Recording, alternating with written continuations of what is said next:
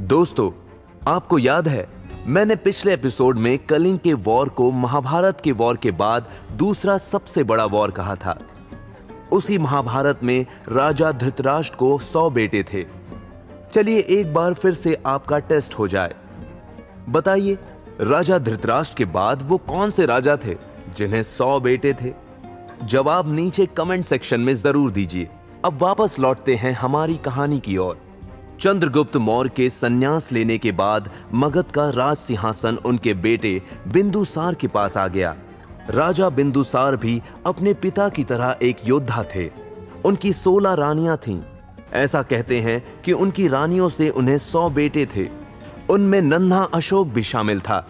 लेकिन उस वक्त किसी को भी, यहां तक कि नन्हे अशोक को भी ये अंदाजा नहीं था कि वो एक दिन महान चक्रवर्ती अशोक सम्राट बन जाएगा।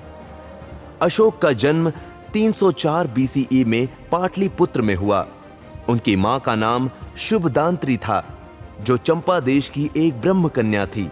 ऐसा बताया जाता है कि अशोक दिखने में उतने सुंदर नहीं थे और महाराज बिंदुसार भी अशोक को बचपन से ही पसंद नहीं करते थे। एक दिन तो उन्होंने शुभदांत्री के ही सामने नन्हे अशोक को बदसूरत कह दिया था। बिंदुसार का सबसे बड़ा बेटा सुशीम था। बिंदुसार चाहते थे कि आगे चलकर सुशीम ही उनका उत्तराधिकारी बने। अपने पिता की इग्नोरेंस के कारण ही अशोक के मन में अपने रंग रूप को लेकर इंफीरियर कॉम्प्लेक्स हो गया था। लेकिन अशोक बचपन से ही पराक्रमी और होशियार थे। अशोक वादन के अनुसार एक दिन तो एक महान ज्योतिषी ने महाराज बिंदुसार के लिए भविष्यवाणी कर दी थी कि अशोक ही एक दिन मगध का राजा बनेगा। इसके बाद तो बिंदुसार अशोक से और भी चिढ़ने लगे थे। ऐसा कहते हैं कि अशोक युद्ध कला में इतने अच्छे थे कि उन दिनों मगध की सेना में भी उनकी खूब पॉपुलैरिटी थी। यहां तक कि बिंदुसार के महामंत्री अशोक को ही मगध का अगला सम्राट मानते थे। इधर अशोक को मौर्य एम्पायर की कुछ रेजिमेंट्स का कमांडर बना दिया गया था। अशोक ने प्रजा में अपने आप को एक अच्छे वॉरियर और कमांडर के रूप में एस्टैब्लिश कर लिया था। वहीं प्रजा में अशोक की पॉपुलैरिटी भी बढ़ रही थी। प्रजा भी अशोक को ही महाराज बिंदुसार का अगला उत्तराधिकारी मानती थी। लेकिन अशोक की ये बढ़ती पॉपुलैरिटी बिंदुसार और सुशीम को रास नहीं आ रही थी। वो दोनों नहीं चाहते थे कि अशोक पाटलिपुत्र में रहकर उनके लिए परेशानी बढ़ाए। इसीलिए उन्होंने एक तरकीब सोची। सुशीम उस वक्त में तक्षशिला के प्रिंस थे। तक्षशिला में बहुत सारे इंडो ग्रीक लोग रहते थे जो सुशीम के मिसमैनेजमेंट से बहुत नाराज थे। उस वक्त तक्षशिला में एक बड़ी बगावत होने का डर था। ऐसे में सुशीम और बिंदुसार ने अशोक को तक्षशिला का विद्रोह रोकने के लिए भेज दिया। लेकिन ऐसा माना जाता है कि यह सब सुशीम और महाराज बिंदुसार की ही एक साजिश थी, क्योंकि अशोक को तक्षशिला की बगावत रोकने के लिए सेना की एक टुकड़ी तो दी, लेकिन उन्हें अच्छे हथियार नहीं दिए गए। अशोक को भी अब सारा माजरा समझ आने लगा था, लेकिन उन्होंने तक्षशिला की ओर अपने कदम बढ़ा दिए थे। अब वापस लौटना अशोक को मंजूर नहीं था। उनकी सेना को जो भी हथियार दिए गए, अशोक ने उससे ही युद्ध करने का फैसला लिया। लेकिन शायद किस्मत अशोक के फेवर में थी। अशोक जैसे ही तक्षशिला के पास पहुंचे, तक्षशिला के लोगों ने उनका फूलों से स्वागत किया। सुशीम और बिंदुसार की सारी साजिश धरी की धरी रह गई। अशोक पहले से भी ज्यादा पॉपुलर हो गए। अब बिंदुसार सुशीम को राजा बनाने में जरा भी देर नहीं करना चाहते थे। उन्होंने फौरन सुशीम को राजा बनाने का फैसला कर लिया। लेकिन अशोक के पाटलिपुत्र में रहते हुए ऐसा करना आसान नजर नहीं आ रहा था। उन्होंने एक बार फिर से अशोक को कलिंग की ओर भेज दिया। ऐसा कहते हैं कि कलिंग की यात्रा के दौरान ही उन्हें एक मछुआरे की बेटी कौरवकी से प्यार हो गया। सुपरस्टार शाहरुख खान और करीना कपूर की फिल्म अशोका में इसी कौरवकी को कलिंग की राजकुमारी दिखाया गया है। और यही बताया गया है कि अशोक को उससे प्यार हो गया था। लेकिन ये एक डिस्टॉर्टेड फैक्ट है। कौरव की एक साधारण मछुआरे की बेटी थी जो बाद में अशोक की तीसरी बीवी बनी। इसी बीच उज्जैन में विद्रोह हो गया। महाराज बिंदुसार ने अशोक को वहां विद्रोह दबाने के लिए भेज दिया। इस दौरान अशोक की पहचान सीक्रेट रखी गई। ऐसा बताया जाता है कि इस दौरान अशोक बौद्ध भिक्षुओं के साथ रहे। उन्होंने इस दौरान बौद्ध धर्म को करीब से जाना, लेकिन बाद में अशोक को पता चला कि ये कोई विद्रोह नहीं है। उसके भाई सुशीम ने उसे मरवाने की एक साजिश रची थी। लेकिन इधर तक्षशिला में फिर से विद्रोह हो गया। अब ना चाहते हुए सुशीम को भी तक्षशिला जाना पड़ा। वो कहते हैं ना कि किस्मत का लिखा कोई नहीं टाल सकता। अशोक और सुशीम पाटलिपुत्र से बाहर थे। तब ही राजा बिंदुसार की तबीयत अचानक खराब हो गई। उनकी हालत इतनी बुरी हो गई कि अब उनके बचने की ज्यादा उम्मीद नहीं थी। मौका देखकर बिंदुसार के मंत्री राजा गुप्त ने अशोक को पाटलिपुत्र वापस बुला लिया। महाराज बिंदुसार की इच्छा के खिलाफ अशोक के हाथों में मगध की कमान आ गई। अशोक जानते थे कि सुशीम के लौटते ही राजगद्दी के लिए एक बड़ा युद्ध होगा। जब तक सुशीम नाम का खतरा पूरी तरह नहीं हट जाता, अशोक राजा नहीं बन सकते। इधर सुशीम को भी अशोक के राजा बनने की जानकारी मिल चुकी थी। वो अपनी बची हुई सेना के साथ पाटलिपुत्र की ओर बढ़ा। अशोक भी राधा गुप्त के साथ सुशीम से निपटने के लिए तैयार थे। उन्होंने युद्ध करने की बजाय सुशीम से निपटने की एक तरकीब ढूंढ निकाली। सुशीम के रास्ते में एक बड़ा सा गड्ढा खोदकर उसमें जलता हुआ कोयला डालकर उसे ढक दिया गया। सुशीम जैसे ही इस ओर बढ़ा, अशोक और राधा गुप्त ने उसे आगे बढ़कर अशोक पर वार करने के लिए उकसाया। सुशीम जैसे ही आगे बढ़ा, जलते हुए कोयले से भरे गड्ढे में गिर गया। सुशीम की सारी साजिश धरी रह गई। अशोक अब मगध का एक लौता राजा बन गया था। इधर महाराज बिंदुसार ने भी बीमारी के चलते दम तोड़ दिया। आगे अशोक ने अपने हर उस भाई को मार डाला जो उसके राजा बने रहने के लिए खतरा हो सकता था।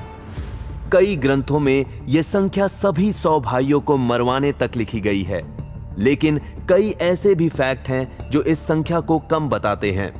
अशोक के शिलालेखों और साहित्य में अनेक भाइयों का उल्लेख आता है जिनसे वो बहुत प्यार करते हैं।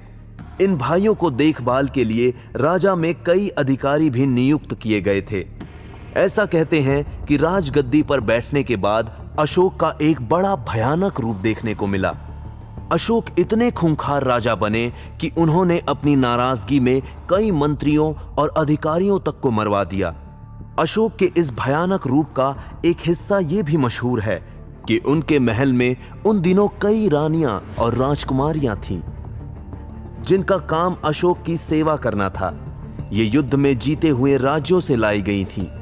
एक दिन अशोक को पता चला कि ये रानियां अशोक को बदसूरत मानती हैं। उन्हें आपस में बातचीत करते सुना गया कि उन्हें अशोक से घिन आती है। अशोक इस बात से आग बबूला हो गया। अपने रंग रूप के कारण बचपन में पिता से जलील होने के बाद अब दोबारा अपने रंग रूप के कारण रानियों और राजकुमारियों से ये अपमान अशोक से बर्दाश्त नहीं हुआ।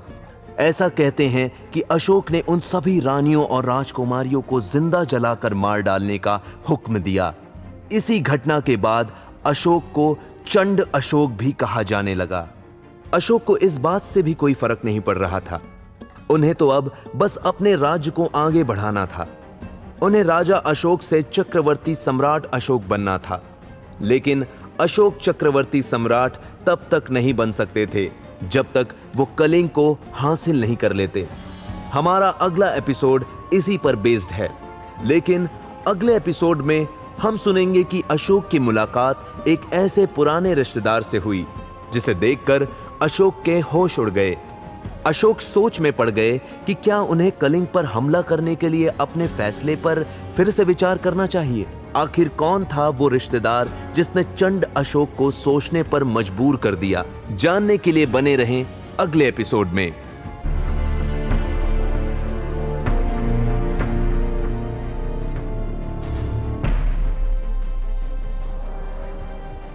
A short history of the world के राइटर H.G. वेल्स लिखते हैं कि वैसे तो इतिहास में कई राजा हुए जिन्हें लोगों ने महान, चक्रवर्ती और न जाने क्या क्या नाम दिए, लेकिन ये सारे राजा कुछ दिनों के लिए चमके और फिर गायब हो गए। शायद इनका दौर खत्म होने के बाद इन्हें भुला दिया गया। लेकिन इन सब के बीच सम्राट अशोक का नाम आज भी चमक रहा है, एक तारे की तरह। तभी तो अशोक के जन्म के लगभग 2300 साल के बाद भी आज हम कुकू FM पर अशोक की कहानी सुन रहे हैं।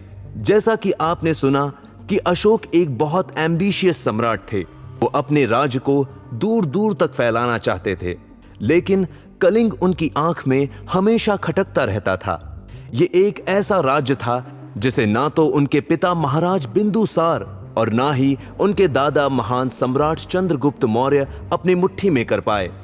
नेचुरल रिसोर्सेज और रिच इकोनॉमी वाला कलिंग एक सोने की चिड़िया की तरह था। कलिंग के पास अच्छी खासी मिलिट्री पावर थी। अशोक अच्छे से जानते थे कि अगर कलिंग को अब नहीं जीता गया तो आगे चलकर कलिंग की सेना मगध के लिए खतरा हो सकती थी।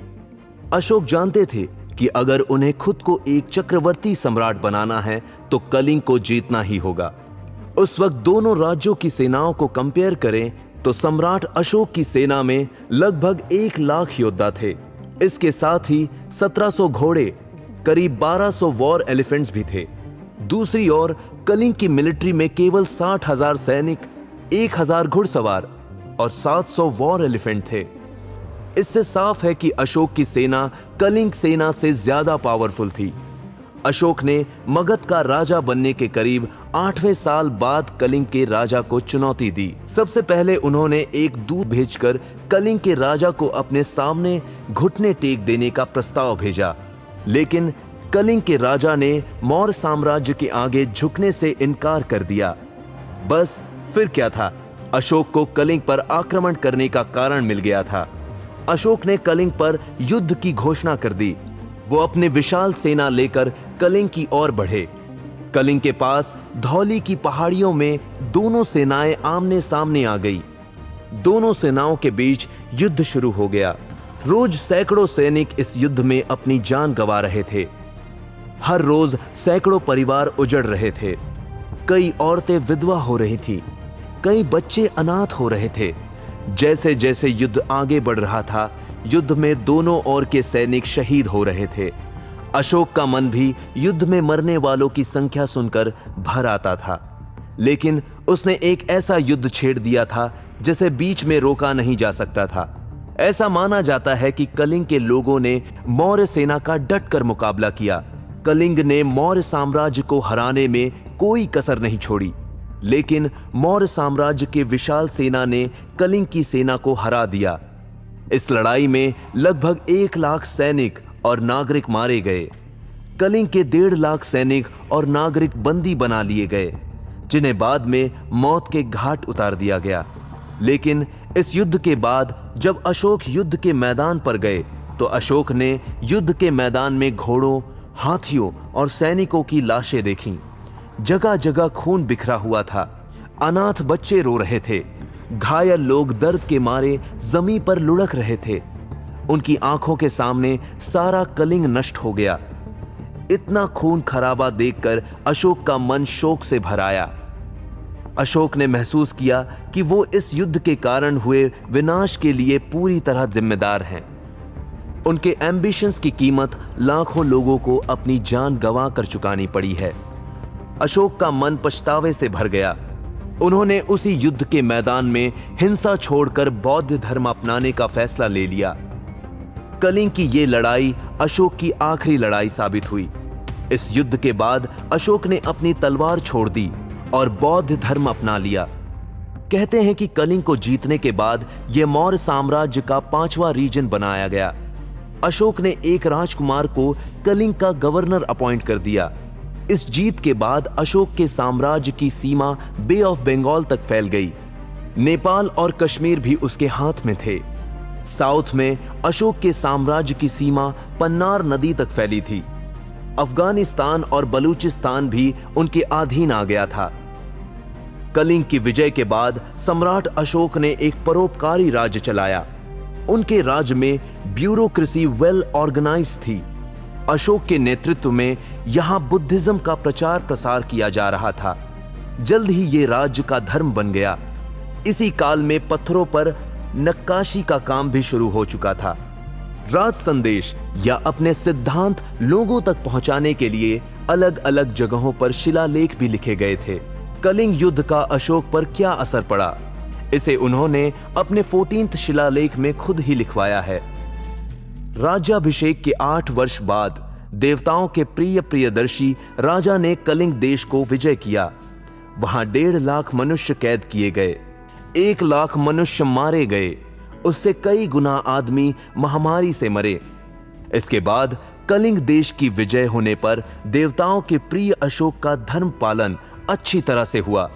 कलिंग को जीतने पर देवताओं के प्रिय अशोक को बड़ा पश्चाताप हुआ, क्योंकि जिस देश में पहली विजय नहीं हुई है उसकी विजय होने पर लोगों की मौत अवश्य होती है और न जाने कितने आदमी कैद किए जाते हैं। देवताओं के प्रिय को इससे बहुत दुख और खेद हुआ। कलिंग की विजय के बाद अशोक ने शस्त्रों द्वारा विजय करना छोड़कर धर्म विजय के लिए उद्योग प्रारंभ किया। वैसे तो कलिंग के युद्ध को ही सम्राट अशोक की लाइफ का वो टर्निंग पॉइंट कहा जाता है, जिसने उन्हें बुद्धिज्म की ओर मोड़ा।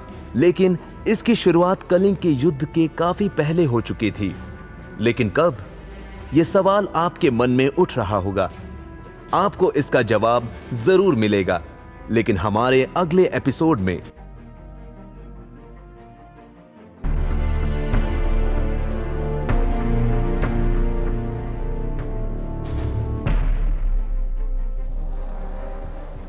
दोस्तों, पिछले एपिसोड में मैंने आपसे एक सवाल पूछा था। वो ये कि एक दिन अशोक की मुलाकात एक ऐसे इंसान से हुई जिसने अशोक के मन में एक हलचल मचा दी। इस एपिसोड में हम इस राज से पर्दा उठाने जा रहे हैं। एक दिन सम्राट अशोक का राज दरबार मंत्रियों, पुरोहितों और नगर के लोगों से भरा हुआ था। अशोक रोज की तरह अपनी प्रजा से जुड़े मसलों पर अधिकारियों से बात कर रहे थे। तभी द्वारपाल अंदर आया। सम्राट अशोक की जय हो। महाराज, बाहर द्वार पर एक बौद्ध भिक्षु आए हैं। वो आपसे मिलना चाहते हैं। उन्हें फौरन सम्मान के साथ अंदर लाया जाए। अशोक ने आदेश दिया। अशोक का आदेश पाकर द्वारपाल लौट गया। उसके बाद राजमहल में एक यंग बौद्ध भिक्षु अंदर आए। अशोक ने उनसे उनका परिचय पूछा। महाराज, मैं निक्रोध हूं, एक बौद्ध सन्यासी। मेरे पिता का नाम राजकुमार सुशीम था, जिनकी उनके भाई ने हत्या कर दी थी। यह सुनकर राजसभा में सन्नाटा छा गया। मंत्री, पुरोहित, अधिकारी सबकी आंखें फटी की फटी रह गई। अशोक भी कुछ पल के लिए समझ नहीं पाए कि आखिर यह हो क्या रहा है। अपने जिस भाई को उन्होंने कई साल पहले मरवा दिया था, आज उसी भाई का बेटा उनके सामने खड़ा था, लेकिन इस तरह, एक निहत्थे सन्यासी के रूप में। क्या इसे अपने पिता की मृत्यु का बदला नहीं लेना? क्या इसे मगध की राजगद्दी नहीं चाहिए? ऐसा क्या हो गया कि अपना सारा क्रोश और बदला छोड़कर सुशीम का बेटा सन्यासी बन गया? अशोक के मन में ढेर सारे सवालों की लहरें उठ रही थी। वो बेचैन हो रहे थे। अशोक ने भिक्षु के चेहरे की ओर देखा। उसका चेहरा उसके नाम की ही तरह निक्रोध था। उस पर ना तो अपने पिता के हत्यारे के लिए गुस्सा था और ना ही बदले की कोई भावना। आसन ग्रहण करें बौद्ध भिक्षु। अशोक ये कहते हुए अपने सिंहासन से उठ खड़े हुए। उन्होंने सन्यासी से कहा, आपको इस राजसभा में जो भी आसन पसंद हो उसे ग्रहण करें। इसके बाद सन्यासी सीधे जाकर अशोक के राज सिंहासन पर जाकर बैठ गया।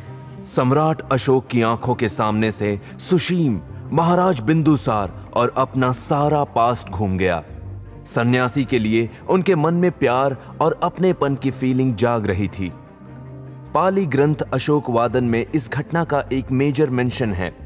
ऐसा कहते हैं कि सन्यासी को राज सिंहासन पर बैठाकर अशोक उनके पांव के पास बैठ गए। उन्होंने सन्यासी से बौद्ध धर्म के बारे में बातचीत की। कई ग्रंथों में इस सन्यासी को सुशीम का बेटा नहीं, बल्कि कई अलग अलग पहचान दी गई है।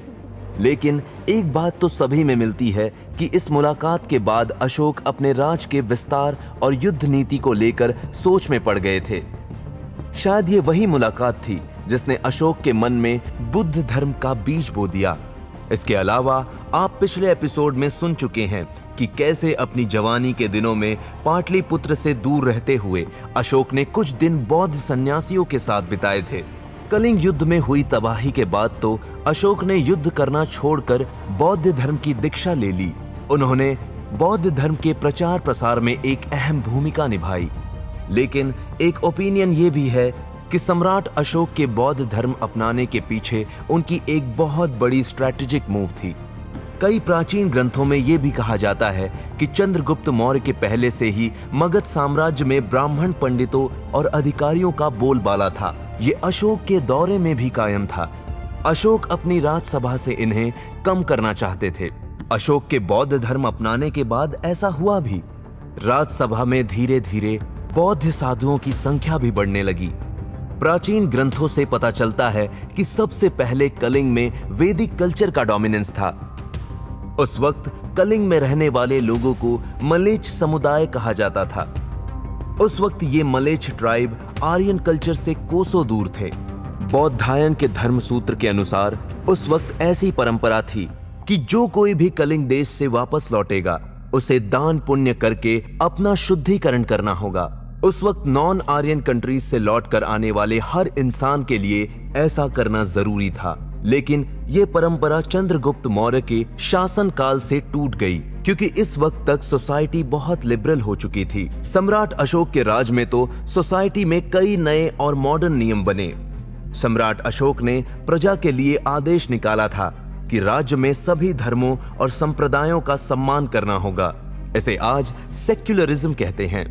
उस वक्त करप्शन के लिए कड़ी सजा तय थी। घर के सीनियर और अनुभवी के हाथों में परिवार की कमान होती थी। इसी दौरान नालंदा, तक्षशिला जैसी वर्ल्ड क्लास यूनिवर्सिटीज भी बनी। ऐसा कहते हैं कि सम्राट अशोक ने बौद्ध धर्म का प्रचार भारत के अलावा श्रीलंका, अफगानिस्तान, वेस्ट एशिया और इजिप्ट में भी करवाया। सम्राट अशोक ने बौद्ध धर्म के प्रचार के लिए अपने संघमित्रा और बेटे महेंद्र को श्रीलंका भेजा था। अशोक चाहते थे कि दुनिया भर के लोग बौद्ध धर्म को समझें और सत्य, अहिंसा और संघ के मार्ग पर चलें। सम्राट अशोक ने धौली, शहबाजगढ़ी, मानसहरा समेत कुल 8 जगहों अपने प्रमुख शिलालेख स्थापित किए। आज भी अशोक के कई शिलालेख उनके जीवन और विचारों को समझने में मदद करते हैं।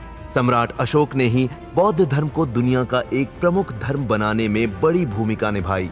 इधर अब धीरे धीरे अशोक बूढ़े हो रहे थे।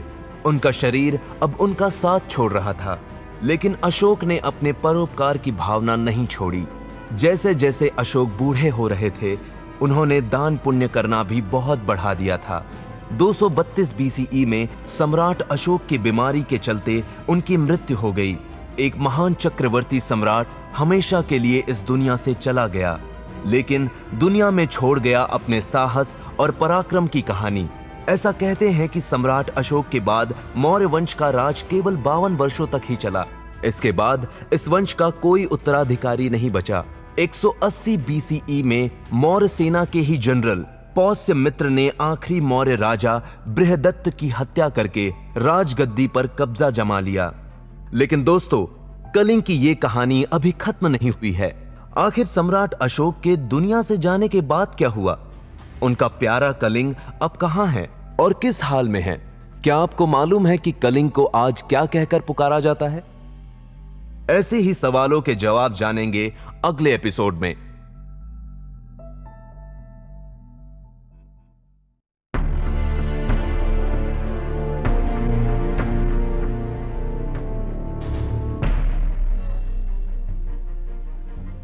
जैसा कि आपने पिछले एपिसोड में सुना कि 232 BCE में ओल्ड एज और बीमारी के चलते सम्राट अशोक की डेथ हो गई।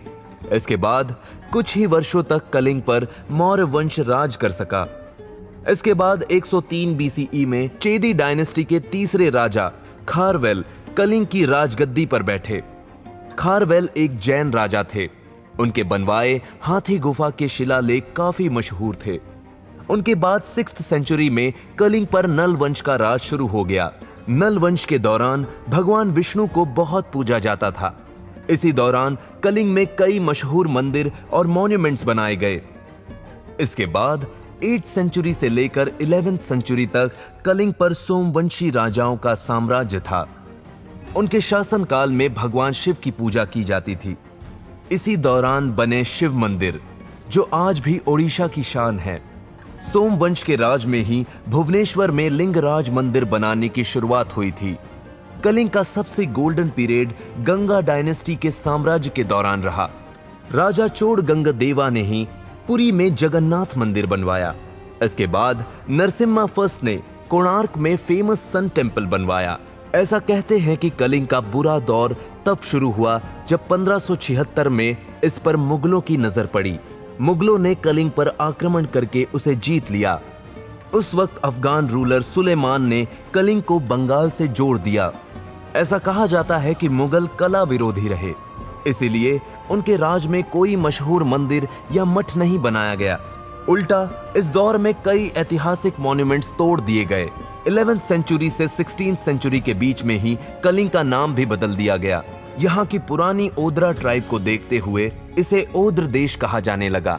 आगे 18वीं सेंचुरी में जब भारत पर अंग्रेजों का राज आया, तब ओद्र देश को अंग्रेजी में ओडिशा कहा जाने लगा।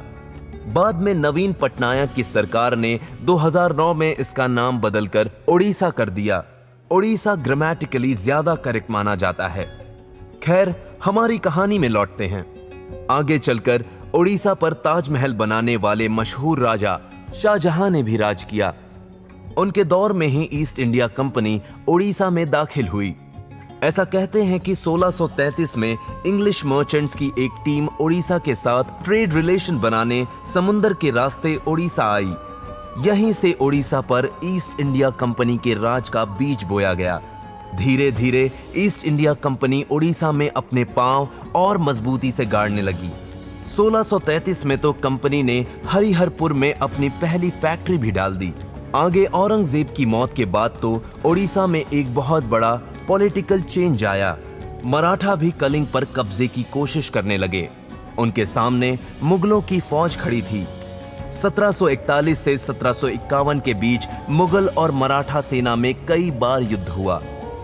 इस दौरान अंग्रेज भी ओडिशा पर कब्जा करने का मौका तलाश रहे थे, लेकिन इधर सारे देश में ही मुगलों का राज कमजोर होता जा रहा था।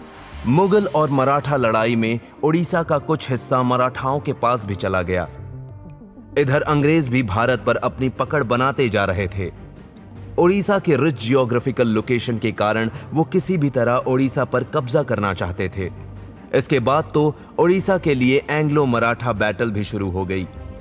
एट लास्ट 1803 में अंग्रेजों ने मराठाओं को हराकर ओडिशा को अपने कब्जे में ले लिया। अंग्रेजों के लिए ओडिशा एक खुली तिजोरी की तरह था। इसकी सी रूट्स इंडिया का सारा रॉ मटेरियल ले जाने के लिए बेस्ट था। धीरे धीरे अंग्रेजों ने ओडिशा की इकोनॉमी बर्बाद करनी शुरू कर दी। दरअसल अंग्रेज इंडिया में ट्रेड मोनोपोली लाना चाहते थे, इसीलिए उन्होंने ओडिशा का लोकल ट्रेड बर्बाद कर दिया। इसमें सबसे मेजर टेक्सटाइल ट्रेड था। यहां नमक, मेटल, गोल्ड, प्रीशियस ज्वेल्स को अंग्रेज लूट लूट कर ले जाने लगे। उनके लिए बंगाल और ओडिशा जैसे स्टेट लॉटरी लगने जैसे थे। ब्रिटिश ने कलकत्ता को अपनी राजधानी बनाकर इंडिया पर राज शुरू कर दिया था, लेकिन बंगाल प्रोविंस इतना बड़ा था कि इसे मैनेज कर पाना बड़ा मुश्किल हो रहा था। इसके लिए अंग्रेजों ने एक तरकीब निकाली। उन्होंने 1 अप्रैल 1936 में ओडिशा को बंगाल से अलग करके एक सेपरेट स्टेट बना दिया। इसके बाद ब्रिटिश बड़े आराम से ओडिशा पर राज करते रहे। लेकिन जब 1947 में भारत अंग्रेजों से आजाद हुआ और इसके बाद ओडिशा भारत का एक स्टेट बन गया। 1950 से लेकर तो 2000 तक ओडिशा पर लार्जली इंडियन नेशनल कांग्रेस की ही सरकार रही। लेकिन साल 2000 में नवीन पटनायक की बिजू जनता दल ने स्टेट इलेक्शन में कई सीटें जीती और भारतीय जनता पार्टी के साथ मिलकर ओडिशा में सरकार बनाई। नवीन पटनायक ओडिशा के चीफ मिनिस्टर बने। इसके बाद 2009 में बिजू जनता दल ने भारतीय जनता पार्टी से अपना रास्ता अलग कर लिया। इसी दौरान उन्होंने ओडिशा का नाम बदलकर ओडिशा रख दिया। 2009 में तो बिजू जनता दल ने भारी मेजॉरिटी से स्टेट इलेक्शन में जीत हासिल की। इसके बाद 2014 और 2019 के इलेक्शन में भी ये सिलसिला कायम रहा। नवीन पटनायक की लीडरशिप में ओडिशा आज इंडिया के सबसे प्रॉमिसिंग स्टेट्स में से एक है। ओडिशा आज इंडिया की फास्टेस्ट ग्रोइंग इकोनॉमी की लिस्ट में है। ओडिशा इकोनॉमिक सर्वे के अनुसार आज ओडिशा का ग्रोथ रेट 10.1% है।